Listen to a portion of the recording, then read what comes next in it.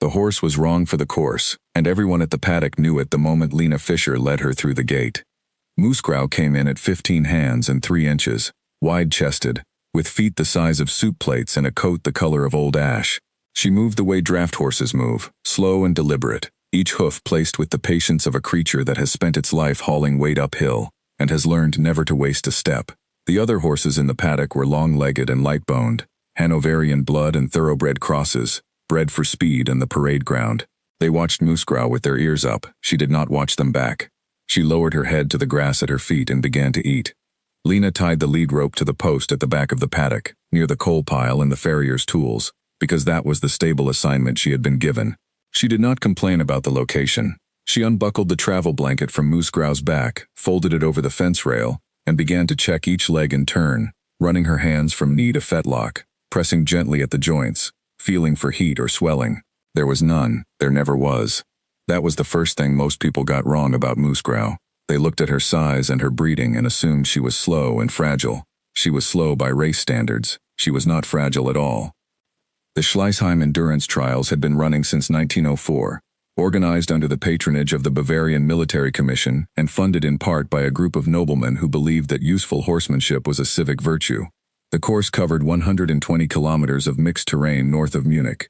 It followed the Isar River Valley for the first third, climbed the limestone ridgelines east of Freising, crossed 2 additional river fords, and finished with a long uphill pull along the Frutmaninger Hang before descending to the palace stables at Schleißheim.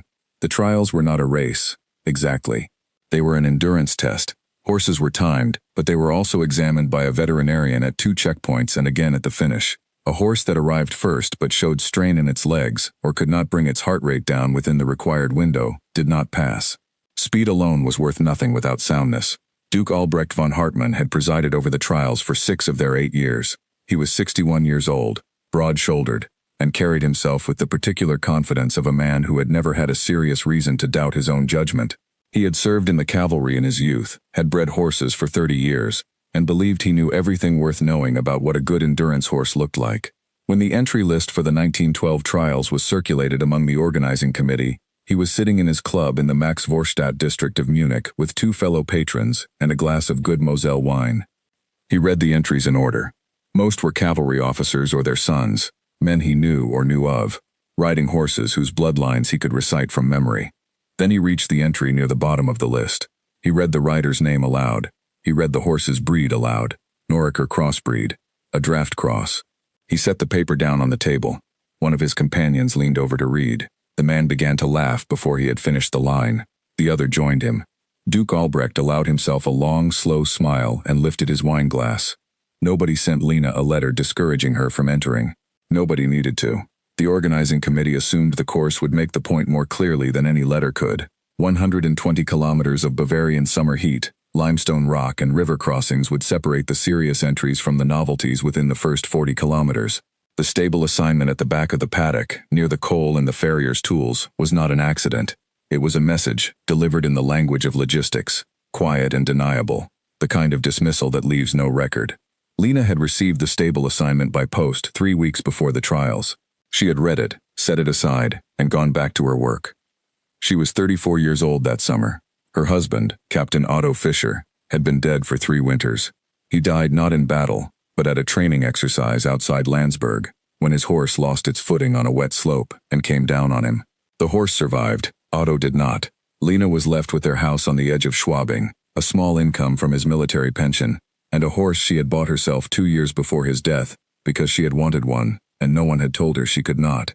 She had not bought Moosegrow as a competition horse. She had bought her because a Norriker farmer outside Wolfratshausen was selling off his working stock, and Moosegrow was the youngest of the lot. 4 years old and already showing the deep chest and quiet temperament that Lena recognized as worth more than most people understood. Lena had grown up watching her father's cart horses. She knew what real endurance looked like. It did not look like speed. It looked like Moosegrow eating grass at the back of the paddock without a care in the world. The morning before the trials began, she walked the first 12 kilometers of the course on foot. She had already done this twice, once in June and once in early July.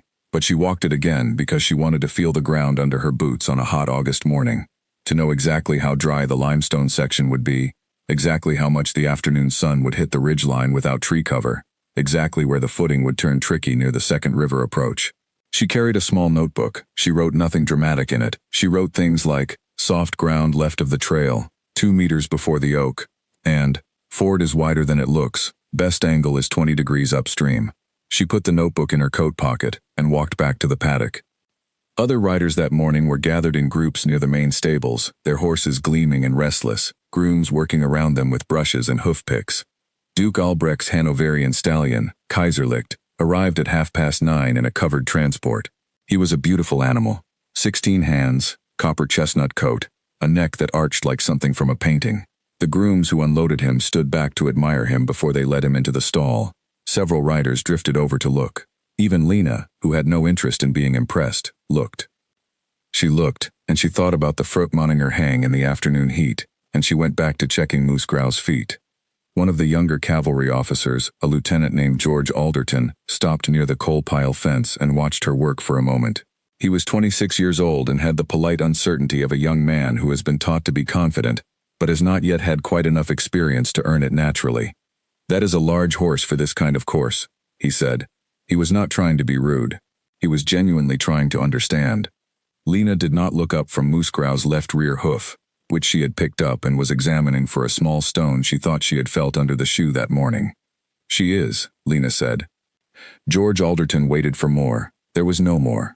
He nodded once, as if something had been explained to him, and walked back toward the main stables. The stone, it turned out, was not a stone but a small compressed clod of mud that had dried against the inside of the shoe. Lena worked it loose with the pick, inspected the hoof wall, found nothing to worry about, and set the foot down gently. Moose Grau turned her big gray head and looked at Lena with one dark eye. Lena gave her a piece of dried apple from her coat pocket. The mare took it with soft lips and went back to the grass. The trials would begin at 5:30 the following morning. 41 riders, 120 kilometers, 2 veterinary checkpoints, a finish line with lanterns, if anyone was still riding by the time the sun went down. Lena folded her horse blanket, hung her lead rope over the fence, and walked to the edge of the paddock to look at the sky. The evening was clear and still warm. Tomorrow would be hotter. She had already known that. She had planned for it.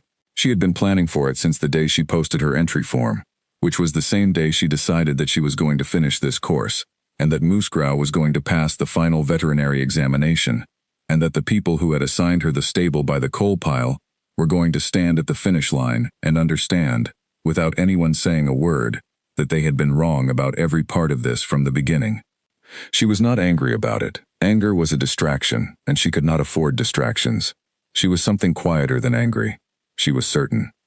She walked back to Moose Grau, checked the water bucket, topped it up from the trough, and went to find her supper. The paddock settled into the sounds of evening. Horses moved in their stalls. Grooms swept and talked in low voices. Somewhere near the main block, a rider was laughing about something with his friends.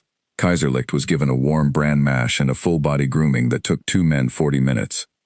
Moose Grau had her hay and her water and Lena's careful hands, and she stood in the dark at the back of the paddock with her eyes half closed, breathing slow and steady, as if the next day was no particular thing at all. Lena had learned to ride from her father's farmhand, a quiet man named Rupert who spoke more to horses than to people, and believed that the most important thing a rider could do was listen. He meant it literally. Not listening as a figure of speech, not being patient or attentive in some vague human sense, but actually falling silent and paying attention to the animal under you, the way it weights its feet, the particular rhythm of its breathing, the small shifts in muscle tension that happen a full second before anything visible occurs. Rupert had said that most riders were always half a breath behind their horses, reacting instead of reading. He said a rider who was truly listening was always exactly where the horse needed them to be, before the horse had finished asking. Lena had been 9 years old when Rupert said this to her.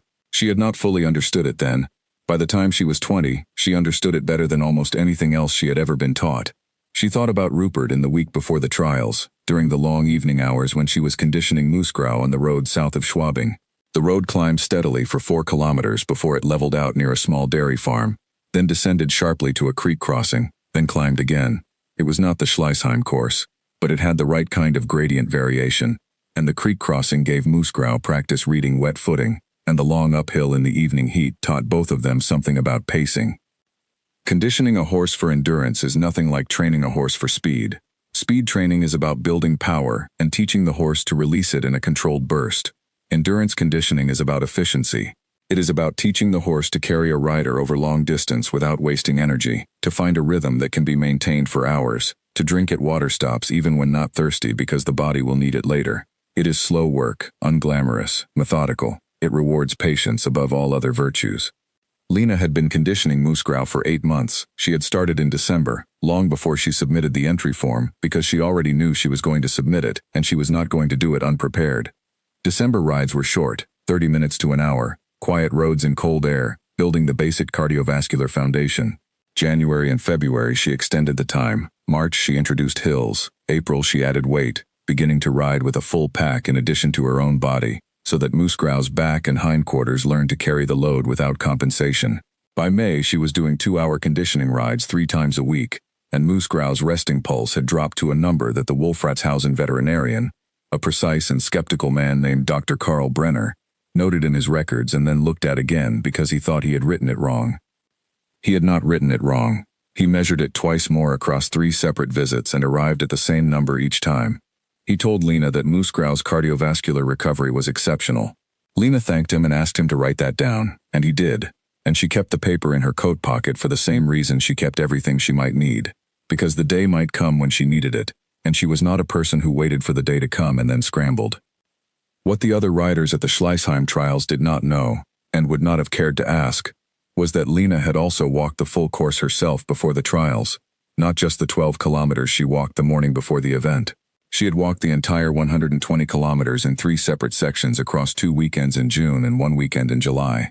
She had worn her heaviest boots and carried a shoulder bag and walked at an easy pace, stopping to examine anything that seemed worth examining. At the first river ford, the Isar crossing at kilometer 38, she spent 45 minutes testing the bottom with a walking stick, probing for soft spots, mapping the firmest line across. The ford was approximately 60 meters wide at that point in summer. The bottom was a mixture of gravel and sand, firm in most places but with 2 soft channels that could pull at a horse's leg and create an unbalanced step. She noted the safe angle of crossing. She noted the depth at the deepest point, just below the knee on a horse of average height. On Musgrau, she estimated, it would come to mid-cannon bone, no more. At the limestone ridge section between kilometer 60 and kilometer 75, she walked slowly and looked at every meter of the path. This was the section she had been most concerned about. Limestone is deceptive footing. It can look smooth and solid and then fracture unpredictably underfoot. In summer heat, the surface becomes dry and slightly brittle. Horses with small, narrow hooves can find purchase on the raised ridges of the rock. Horses with large, wide hooves, like Musgrau, distribute their weight more broadly and are actually more stable on this kind of surface than they appear to be. But the path had 2 places where it narrowed to less than a meter and ran along a slight camber, and these places needed to be ridden at a walk, not a trot, and Lena marked them in her notebook. The Frutmeninger hang, the final climb, she walked twice. It was 4 kilometers of uphill, beginning gently and steepening in the last kilometer, to a grade that would demand real effort from any horse after 90 kilometers of travel. She timed herself walking it at a brisk pace. She timed herself walking it at a slow pace. She noted where the shade fell in the afternoon, and where the direct sun hit the path. She noted where the footing was best, and where a horse would be tempted to cut left off the path to find easier ground, which would be a mistake, because the left side was loose shale for 50 meters before it stabilized. She did all of this quietly, on her own, without telling anyone.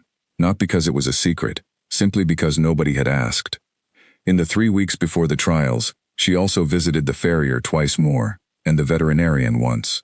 She asked Dr. Brenner to check Musgrau's shoes specifically for the combination of hard limestone and soft river crossing, because those 2 surfaces in sequence demanded slightly different things from the shoe profile. Brenner made a small adjustment to the toe angle, a matter of a few millimeters, the kind of thing that is invisible to the eye but makes a material difference over 100 kilometers of varied footing. He told her he had never been asked to consider a course's specific terrain profile when adjusting a shoe before. Lena told him she was surprised that more people did not. She fed Musgrau the same ration throughout the conditioning period and did not change it in the week before the trials. She had read that some trainers increased grain in the final week to boost energy reserves. She had also read, in a paper from a Swiss veterinary journal that she had obtained through a bookseller in Schwabing, that sudden dietary changes in the week before an endurance event could cause digestive instability in horses under competition stress. She stayed with the established ration. She increased Musgrau's water intake in the final 4 days by adding a small amount of salt to her feed, which encouraged her to drink more. This was not a widely known practice in Bavaria in 1912. Lena had read about it in the same Swiss journal, in a piece written by a cavalry veterinarian who had studied Arab endurance riders and their management of horses on long desert crossings. She did not sleep well the night before the trials. This was unusual for her. She was not a poor sleeper as a general rule. She lay in her room at the inn near the palace stables and listened to the night sounds and thought about kilometer 80, where the veterinary checkpoint would be. If Moosgrau came through kilometer 80 with good numbers, they would finish.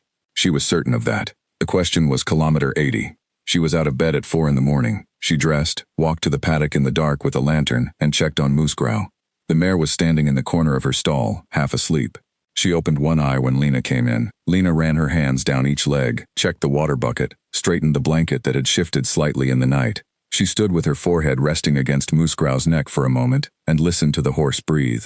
Slow, even, deep. She went back to her room and had a cup of coffee and a piece of bread, and waited for the morning to come. The other riders began arriving at the paddock before 5. There was an energy to the morning, the particular restlessness of people before a long effort, voices a little too loud, laughter a little too easy. George Alderton, the young lieutenant from the coal pile fence, was there with 2 friends, checking his horse's girth 3 times in 4 minutes. The other riders moved around each other with the camaraderie of people who share a world and know its edges. Nobody came to wish Lena good luck. She had not expected them to. She was saddling Moosgrau by lantern light, tightening the girth to the measured mark she had made in the leather 6 weeks ago, checking her saddlebag for the items she always carried: the small notebook, the folded paper from Dr. Brenner, 2 portions of dried apple for Moosgrau, a handkerchief, a compass she had never yet needed but always brought.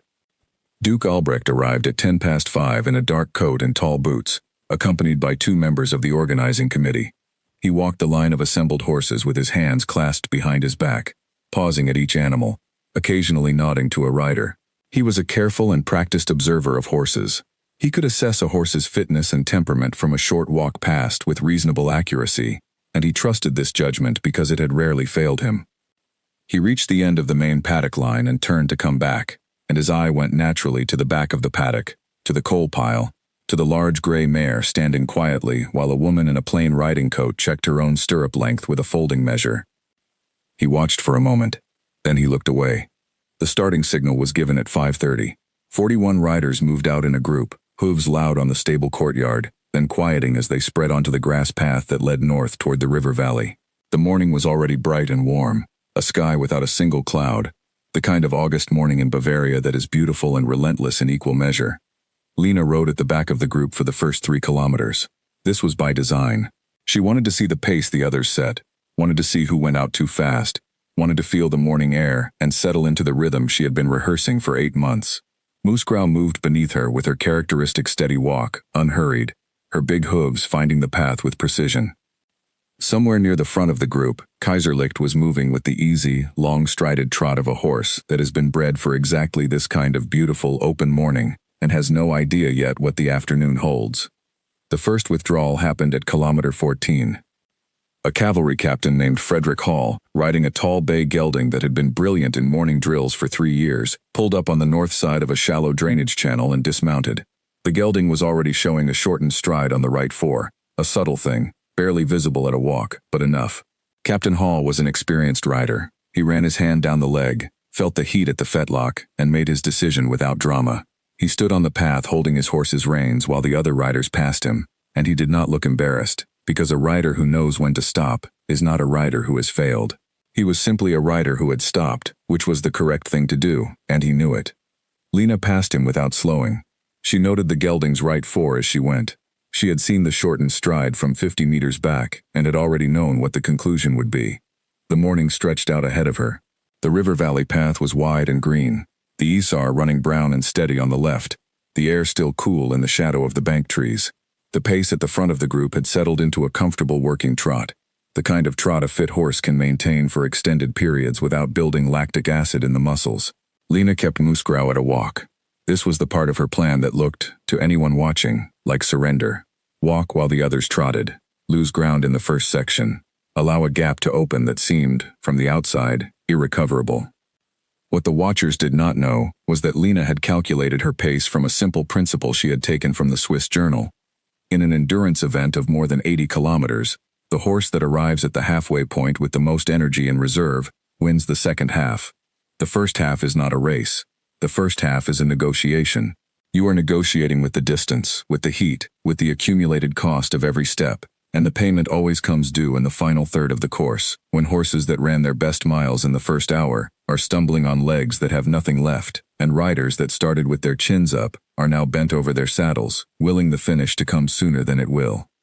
By kilometer 20, 3 more horses had withdrawn. Lena could not see these events, as she was too far back on the path, but she heard from a course marshal on horseback who was riding the route at a slow pace, keeping track of the field. He called out the numbers as he passed her going the other direction, going back toward the previous withdrawal point. 4 withdrawn, 37 still in. She nodded and rode on. The heat was building. By 9 o'clock the sun was well up and the valley path had left the shade of the river trees and was crossing open grazing land. The sky was a hard, flat blue with no mercy in it. Lena had worn a loose linen shirt under her riding coat, and she stripped the coat off at kilometer 23 and tied it across the back of the saddle. She checked Moosegrow's neck for sweat. There was sweat, but it was clean and thin, not the thick, sticky sweat that indicates metabolic stress. The mare's ears were forward. That was the thing Lena watched most carefully. Moosegrow's ears told her everything. Ears forward meant engaged, comfortable, moving willingly. Ears back and flat meant trouble. The ears had been forward all morning. The first river crossing came at kilometer 38. The Isar Ford, 60 meters of water at this time of year, midsummer low, the gravel bottom she had probed with her walking stick in June. The front riders had crossed 20 minutes ahead of her. She could see the wet track on the far bank where their horses had come out of the water and continued up the slope. She angled Moosegrow toward the entry point she had chosen, 20 degrees upstream from the most direct line, and let her walk in at a steady pace without encouragement and without restriction, giving her the reins to use her head and neck for balance. The mare entered the water without hesitation. She did not spook at the cold. She did not rush or scramble. She picked her way across the firm gravel bottom in the line Lena had mapped, passing to the right of the soft channel she had found in June, and came out on the far bank clean and measured, shook her neck once, and continued up the slope. It was such an unremarkable crossing that no one watching would have given it a second thought. But it was unremarkable because of the 45 minutes Lena had spent probing that ford in June, and that was the point. The best preparations are invisible when they work. At kilometer 40 she caught her first rider. Not by surging forward, but simply by continuing.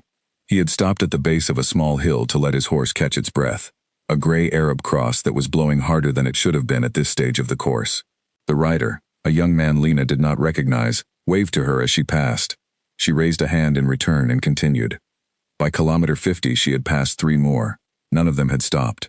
She had simply closed the gap steadily, the way a tide comes in, without drama and without pause, each kilometer bringing her a fraction closer until suddenly, almost without anyone noticing, she was alongside, and then passed. The limestone ridge section began at kilometer 60. The path climbed steeply from the valley floor, leaving the last of the river pasture behind and rising into rocky, dry terrain, where the vegetation turned from grass to scrub, and the footing went from soft earth to the fractured limestone shelf she had walked twice in July. The air smelled different up here, drier, sharper, a faint mineral scent from the hot rock. The sun hit the white limestone and bounced back up, so that the heat came from 2 directions at once, from above and from below, and there was no shade anywhere on the ridge. Several horses were slowing visibly as the climb began. Lena watched the ones ahead of her and sorted them mentally. This one was tired, this one was managing, this one was still within its reserves. She could read horses at distance now, had been able to for years, a skill built from long observation and the particular attention that comes from caring whether you are right. Kaiserlicht was ahead of her on the ridge. She could see him clearly, his copper chestnut coat turned almost bronze in the midday light, moving with the long stride that had made everyone at the paddock step back to admire him. He was still going well at kilometer 62.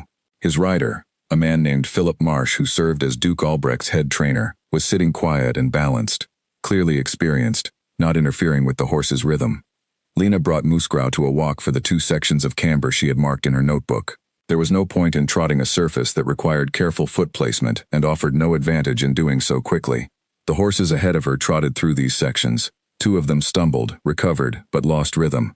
Their riders compensated with leg and rein. Moosegrow walked through at a pace that was slower but used precisely the right amount of energy for the task, no more. At the top of the ridge, at kilometer 75, there was a broad, flat section of perhaps 2 kilometers, where the path leveled out before beginning its descent toward the second crossing. This was the place Lena had decided to pick up her pace. The footing was excellent here. Compacted earth with short grass, the kind of surface that rewards a horse with good feet and an efficient stride. She asked Moosegrow for a working trot. The mare responded immediately, lifting into the trot with the kind of easy willingness that only comes from a horse that still has something left. Her trot was not elegant. She did not have the long, reaching stride of the Hanoverians or the light, quick cadence of the thoroughbred crosses.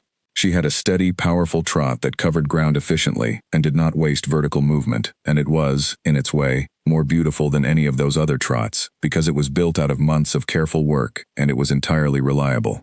She passed 2 more riders on the flat section. She passed them at a steady trot while they were walking their horses to recover from the ridge climb, and she moved through without acknowledging them, focused on the path ahead, on the descent that was coming, on the second crossing, on kilometer 80 and the veterinary checkpoint. The second crossing was easier than the first. The tributary was narrow, no more than 15 meters, and the bottom was clean gravel all the way across. Moosegrow crossed it in 4 seconds. Lena counted. The veterinary checkpoint at kilometer 80 was a canvas tent set up in a cleared area of pasture on the south bank of the tributary. 2 examining officers in military uniform were there, along with a veterinarian who had his instruments in a leather case at his feet and a clipboard in his hands. A handful of horses were already there when Lena arrived, their riders standing with them while the examinations were done. She brought Moosegrow to a halt a short distance from the checkpoint and did not immediately approach. She let the mare stand and breathe for 4 minutes.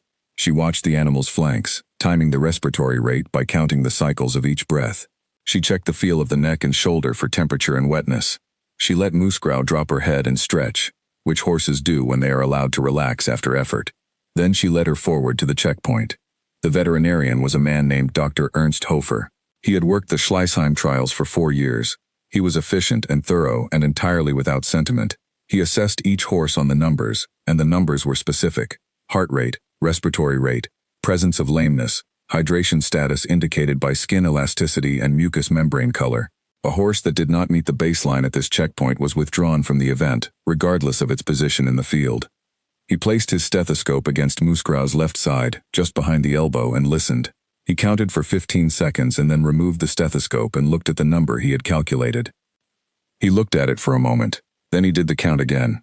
He noted the result on his clipboard. He ran his hands down each of Moosegrow's legs, checking for heat and swelling. There was none. He checked the skin elasticity at the neck, pinching a small fold and watching how quickly it returned to smooth. It returned immediately. He checked the gum color. Pink and moist. He stepped back and watched Moosegrow walk a straight line of 20 meters in return. He wrote on his clipboard for a moment, then looked up at Lena. "This horse may continue," he said. He said it in the tone of a man who has confirmed a result that surprised him slightly, but who is too professional to let the surprise show in his voice. He had been doing this for 4 years, and he knew what 80 kilometers looked like on a horse, and this horse did not look like it. She looked like she had been out for a morning exercise ride. Lena thanked him and led Moosegrow away from the checkpoint to let the others be examined. She gave the mare a drink of water from the bucket provided at the station and a piece of dried apple from her coat pocket. She loosened the girth 2 holes to let the mare breathe freely while they rested. Around her, other examinations were happening. 3 horses at the checkpoint were withdrawn at kilometer 80. Their riders received the news with different expressions. One argued briefly, was shown the numbers on the clipboard, and stopped arguing. One nodded quietly and looked at the ground. One stood with his hand on his horse's neck and said nothing at all for a long time. 30 riders had started the second section at kilometer 40. Now, at the checkpoint, there were 22 horses remaining, and the Frutmaninger hang, the final climb, had not yet begun. Lena tightened Moosegrow's girth, checked her saddlebag, and turned south toward the last 40 kilometers. The trouble with Kaiserlicht came on a hill that was not even the worst hill on the course. It was kilometer 91, a moderate uphill section between 2 pasture fields, the kind of climb that would have been nothing at kilometer 20. At kilometer 91, after 9 hours in summer heat, after the limestone ridge and the river crossings and the long flat miles in between, it was a different kind of thing entirely. Philip Marsh felt it in the way the stallion's stride changed beneath him, a shortening and a stiffening, not dramatic, not sudden, but unmistakable to a man who had ridden horses his whole life and knew exactly what the beginning of a problem felt like. He brought Kaiserlicht to a walk. He felt the change in gait more clearly at the walk. The right fore was loading differently, not a break in the leg, not an acute injury, but a soft tissue complaint, something in the tendon fibers that had been working at the edge of their capacity all day, and had now crossed a line. He knew what it was before he dismounted. He dismounted to confirm it. He ran his hand down the leg and found the heat and the slight puffiness at the flexor tendon. The kind of finding that means the ride is over and the horse needs cold water and rest, and weeks, possibly months, of careful management before it works again. He stood on the hillside at kilometer 91 and held Kaiserlich's reins in both hands. The horse nuzzled at his shoulder once, a gentle, inquiring gesture, and Marsh rubbed the stallion's forehead and told him, quietly, that he had done well. Then he signaled to the nearest course-marshal and waited for assistance. Duke Albrecht received the news from a rider who had come back up the course from the 91 marker.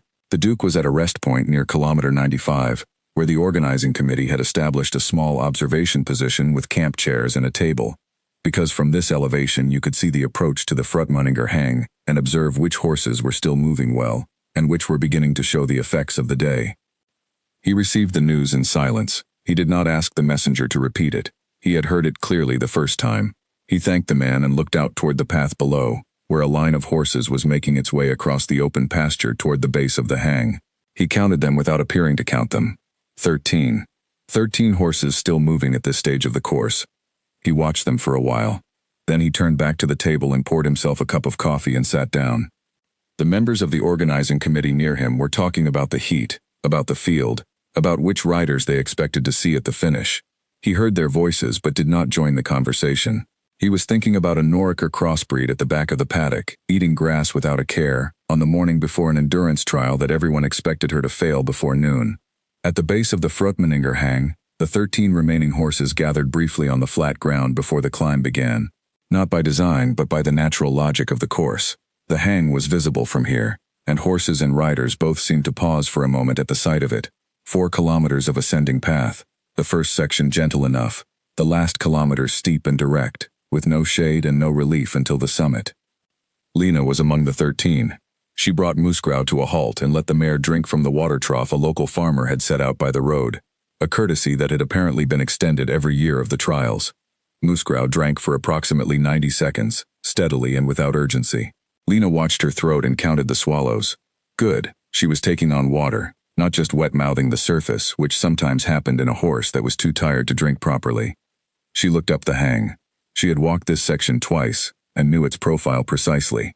She had a plan for it. The plan was simple. She would walk the first 2 kilometers, trot the third, and walk the final steep kilometer at the top, not because she was afraid of the climb, but because the summit veterinary point was at the finish, and she wanted Moosgrau to be walking, or at least moving calmly, when she arrived, because a horse that arrives blowing and distressed has a much harder time bringing its numbers down to passing threshold than a horse that arrives in control of itself. The other riders around her were managing the base of the hang with varying degrees of confidence. Some went straight into a trot. 2 walked.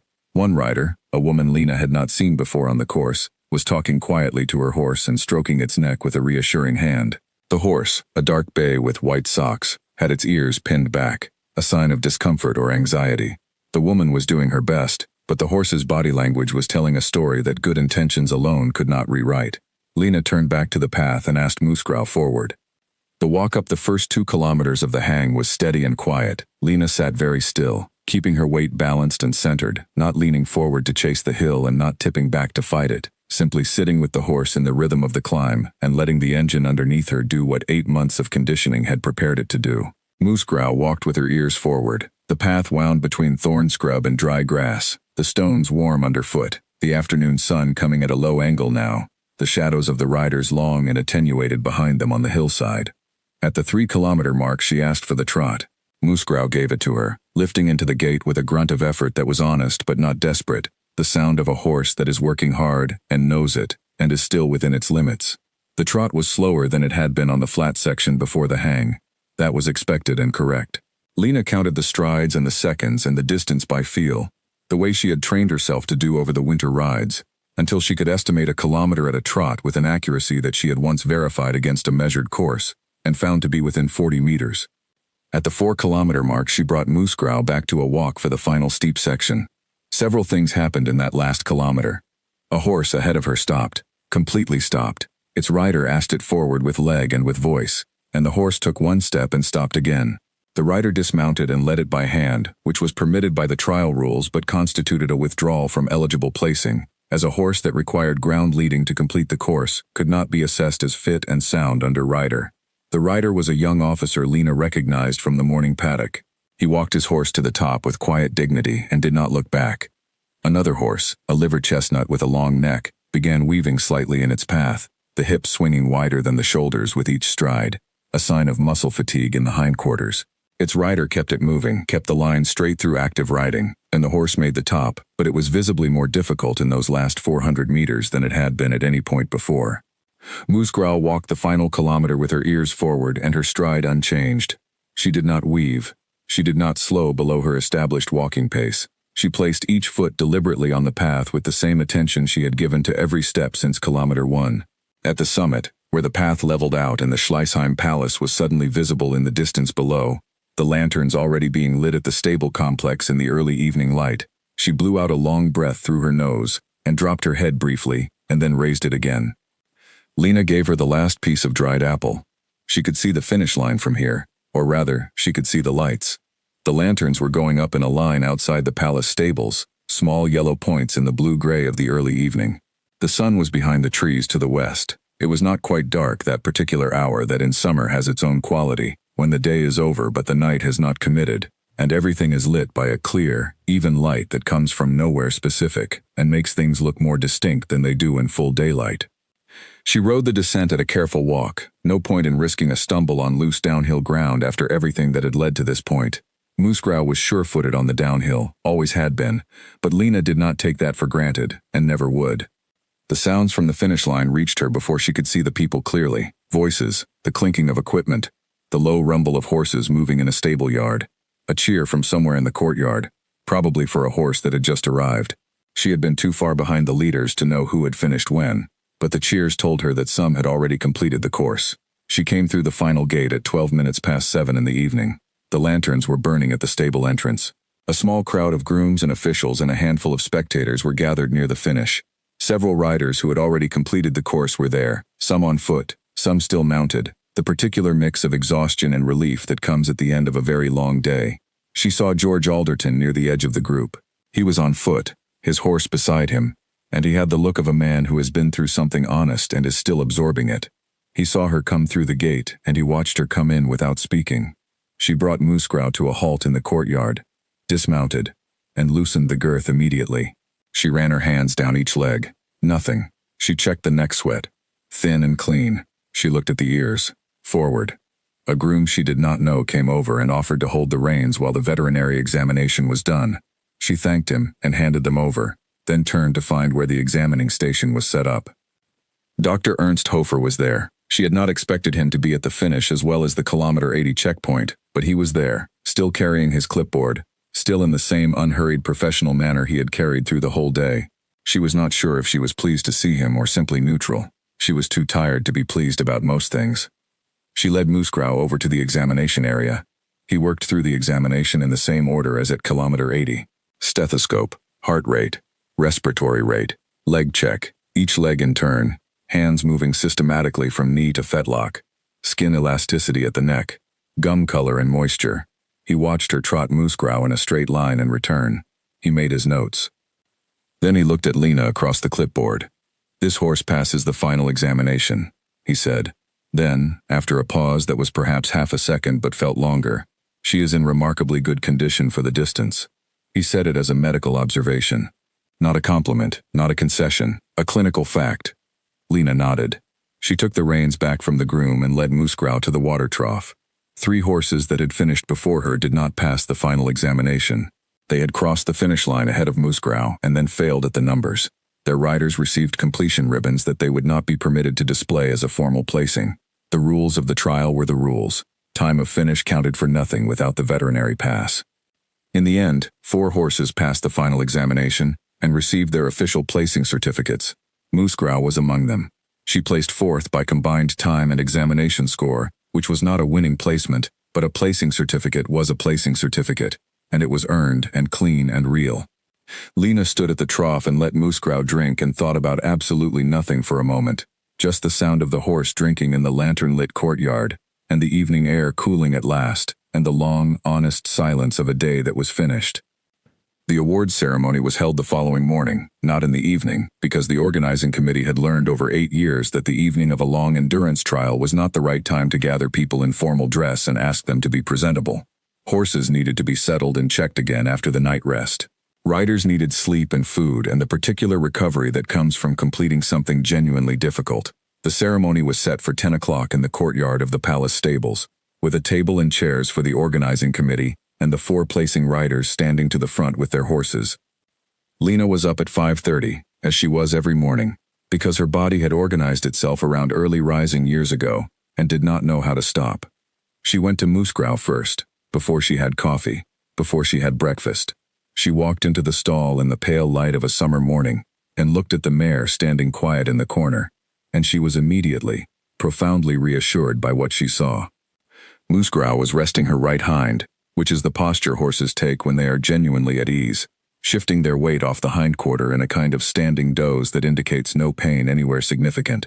She had eaten her hay through the night. The water bucket was low. Her legs were cool and normal to the touch. She woke fully when Lena came in and turned to look at her with one dark eye, the way she always did, with that particular expression of calm recognition that Lena had come to understand, over 3 years, as the closest thing to affection a horse of Moosgrow's temperament chose to express. Not effusive, just present, just aware of who you were and willing to be near you. Lena mixed the morning feed, scratched Moosgrow behind the ear, and sat on the stall divider for a few minutes doing nothing at all, which she almost never allowed herself to do, but which on this particular morning seemed exactly right. She thought about Otto. She thought about him specifically at the ear scratch, because he had always said that horses who tolerated ear scratches were horses who trusted people, and that a horse who trusted people was a horse who had been given a reason to. He had believed in giving reasons.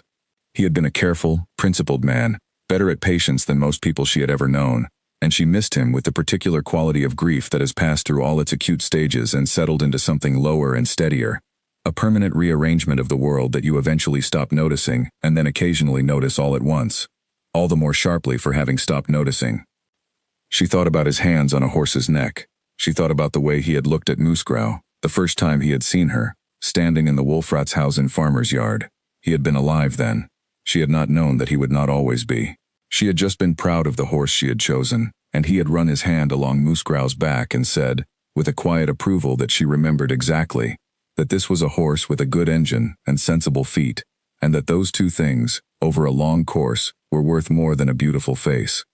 She had never told anyone he said that. There was no one to tell. The other 3 placing riders arrived at the ceremony in their dress uniforms.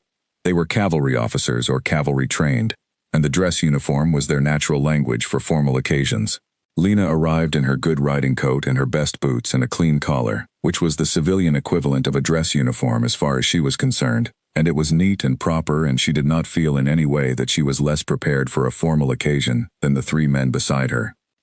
Duke Albrecht arrived at exactly 10 o'clock, which is the kind of punctuality that in powerful men is not mere habit but a form of message. He was in his formal coat, the dark one with the cavalry insignia at the collar, and he walked to the table with the particular settled authority that he always carried, and that this morning Lena noticed was slightly different from what she had seen the previous day. It was still the same authority, but there was something quieter in it, as if the previous day had not diminished him, because a man like that is not easily diminished, but had perhaps altered the shape of his confidence in some small, private way that he had not yet fully accounted for.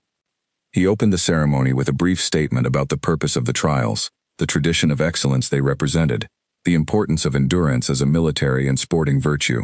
He had given versions of this speech for 6 years. He gave it cleanly and correctly, and then moved to the business of the presentations. He presented the placing certificates in order. First place, a cavalry officer named Henry Brooks, who had ridden a splendid gray thoroughbred cross through the course in excellent time, and whose horse had passed the final examination with strong numbers. Henry Brooks accepted his certificate with a short formal bow and stepped back. Second place, a man named William Cross, whose dark bay had been one of the strongest moving horses on the ridge section. Third place, an officer named Geoffrey Hale, who had been quiet and methodical throughout the day, and whose horse, a plain-looking roan, had simply refused to give up at any point in the course. Then the fourth placing certificate. Duke Albrecht picked it up from the table. He walked to Lena. He stood in front of her for a moment, and the moment was perhaps half a second longer than the moments he had stood before each of the previous 3 recipients, not long enough that anyone would have noted it as significant in a report, but long enough that the people standing in that courtyard felt it without being able to name it. He held out the certificate. "Frau Fischer," he said. His voice was the same formal tone he had used throughout the ceremony. "The horse was better than I gave it credit for." He said nothing else. He gave a short nod. He moved back to the table. The courtyard was quiet for a moment. Then there was a general sound of approval from the group of officers and committee members and grooms who had gathered to watch, the kind of polite applause that these ceremonies produce. And the ceremony was concluded, and people began to move toward the refreshment tables that had been set up near the stable block. He had said the horse was better than he had given it credit for. He had not said that Lena had done something extraordinary. He had not said that he had been wrong in the way he had treated her entry, or in the stable assignment by the coal pile, or in the laughter at his club on the evening he had read the entry list. He had given the horse the credit. This was, perhaps, not a conscious choice. Perhaps it was simply the most honest thing he could find to say. And perhaps it was, in its way, a genuine concession, because a man who has underestimated a thing, and then watches it prove him wrong, must find some language for the experience, and this was the language he found. A young woman named Clara Weiss was at the ceremony, in the capacity of a journalist. She was 23 years old and had come from Vienna 6 weeks earlier to take a position writing for a small Munich periodical that covered sporting and cultural events. She wrote under her own name, which was unusual, because most periodicals at that time preferred a male byline for reporting on military and sporting subjects. Her editor allowed it because she was an exceptionally good writer, and he was a practical man who cared more about quality than about convention, a combination that was less common than it should have been. She had been watching the entire ceremony with the particular attention of someone who is not only observing but already composing, already finding the shape of the thing she will say. She watched Duke Albrecht's face when he stood before Lena. She watched the pause. She heard what he said. She noted what he did not say. She wrote about the ceremony in 2 parts. The first part covered the results of the trials, the times and placings, the veterinary notes she had obtained from Dr. Hofer, the basic account of the course and its conditions. This was the factual record, clear and accurate. The second part was a shorter section, not more than 4 paragraphs, placed after the official results. It began with a description of the stable assignment at the back of the paddock. It described the laugh at the club, which she had heard about from a groom who had been nearby when word came back from town. It described the certificate presentation, the pause, and the exact words Duke Albrecht had said. And then it said, plainly and without apparent editorializing, that in an event with 41 entries, the horse that had been assigned the stable by the coal pile was the only animal of her breeding type to receive a placing certificate, and that the rider who had been given no letter of welcome was the only woman in the field, and one of 4 riders still mounted at Dusk. She did not call the Duke a villain. She did not call Lena a hero. She said what happened, and she let the facts stand in the open where they could be looked at from all sides. The piece ran on the 3rd page of the periodical, 2 weeks after the trials. It was reprinted in full by a Viennese sporting paper, and in part by 2 Munich papers, one of which printed a letter in response from a cavalry officer who found the piece unfair, and another of which printed 3 letters in response from readers who found it entirely fair, and a 4th letter from a woman in Augsburg who had also been given a stable by a coal pile in a different context, and who wanted the people who made those decisions to understand that the people receiving them noticed. Lena read the piece. She received a copy by post from a friend in Vienna who had seen it and thought she would want it. She read it at her kitchen table in Schwabing on a Tuesday morning with a cup of coffee, and she thought that it was accurate, and that the young woman from Vienna had found the right words for the parts that were most difficult to find words for, which was the silence in what had been said, and the weight of what had not been said, the way a single sentence about a horse could hold, in its careful limitation, the outline of everything a man had decided not to acknowledge. She folded the piece once and put it in the breast pocket of the coat she was wearing, and she went to the paddock to check on Moosgrau, who was 3 days out from the hardest physical effort of her life, and was eating her hay with an appetite that Dr. Brenner, who had come to examine her for post-event soundness, described in his notes as vigorous. Over the following months, Lena received 4 letters from women she did not know. 3 were from Bavaria and 1 was from Cologne. 2 of the letter writers wanted to know about conditioning programs for horses they owned. 1 wanted to know about the course itself and whether the veterinary examination standards were publicly available. The 4th letter was from a woman who simply wanted to say that she had read Clara Weiss's piece and that Lena had done something worth doing and that she wanted someone to say so, because she suspected the official record would not. Lena answered all 4 letters. She was thorough with the conditioning information, because she thought it was genuinely useful, and because she saw no reason to keep it to herself. She did not find the questions intrusive, she found them straightforward, and she gave them straightforward answers. She entered the Schleißheim trials again the following year and brought Moosgrau in 3rd overall. Dr. Hofer examined the mare at both checkpoints and at the finish with the same careful neutrality he had shown the year before. He made no comment about the fact that the same horse had passed his examination at both events in comparable condition. He simply noted it, on his clipboard, in his precise and careful handwriting, and moved to the next horse. In the summer of 1914, the trials were suspended. The organizing committee announced that the event would resume after the present situation had resolved. It did not resume in any form that resembled what it had been. Duke Albrecht's stable lost 3 horses to military requisition in the autumn of 1914, including the Hanoverian stallion he had purchased to replace Kaiserlicht. He remained in Munich through the war years and continued to serve on various civic committees. He is not recorded as having spoken publicly about the 1912 trials or about Lena Fischer at any point after the ceremony. Philip Marsh, who had dismounted on the hillside at kilometer 91 and stood with Kaiserlicht's reins in his hands while the day continued without him, wrote a short memoir of his years in horse training that was privately printed in 1931.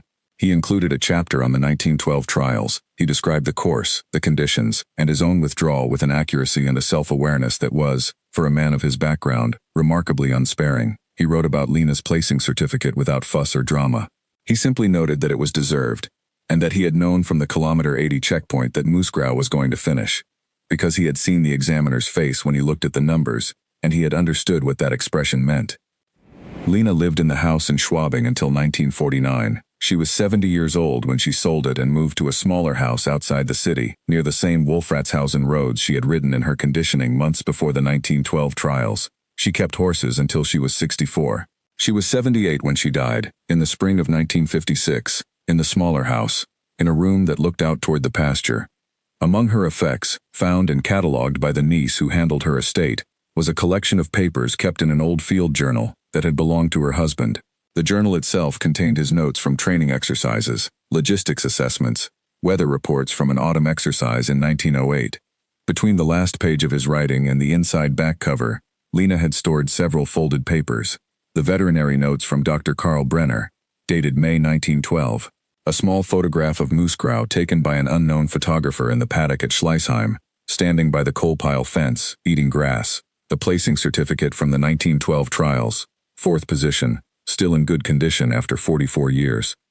And Clara Weiss's piece, from the Vienna periodical, folded 3 times to fit the journal, the crease marks so deep and so many, that the paper had gone soft along the lines, as cloth goes soft where it is worn thin by the same repeated fold.